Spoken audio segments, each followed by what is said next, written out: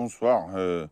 Donc ce soir, je fais un peu comme lundi, mais lundi c'était parce qu'il y avait eu la libération des otages. Apparemment, ça avait été une grosse journée pour la Palestine. Donc là, j'avais comment signaler ça. Mais là, ouais, attendez, attendez. Voilà. Alors, grosse. Merde. Attends. Deuxième grosse info de la semaine. À mon avis, il faut parler du budget là de Le Cornu. Nous, en tant que gilets jaunes, voilà, tout ce qu'on voit, je pense, c'est que il y a de la stabilité.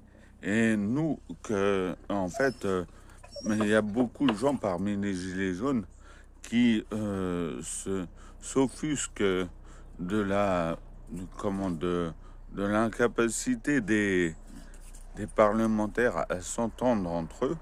Vous avez vu juste une tripartition là, comme ils disent à l'Assemblée nationale, ça suffit à bloquer le pays. Voilà, je pense que ça hérisse vraiment les gilets jaunes.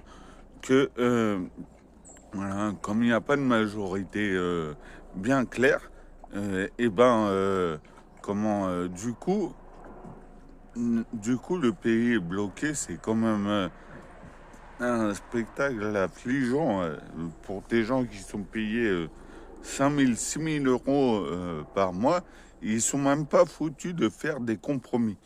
Donc voilà, je pense que c'est ce qu'on veut de la stabilité. Alors après, je mets en garde parce qu'ils disent, hein, selon la Constitution, que si le budget n'est pas bouclé dans 70 ans, dans 70 jours, s'il n'est pas approuvé par le Parlement, il va y avoir des ordonnances du gouvernement.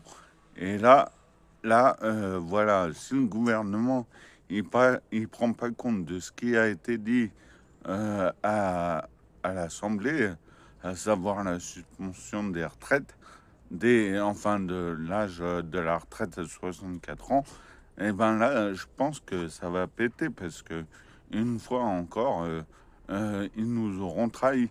Donc j'espère que c'est pas vers cette trahison qui compte avancer le gouvernement. Mais bon, pour l'instant, il y a la stabilité.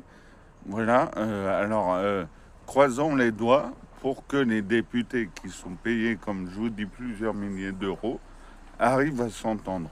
Parce que ça commence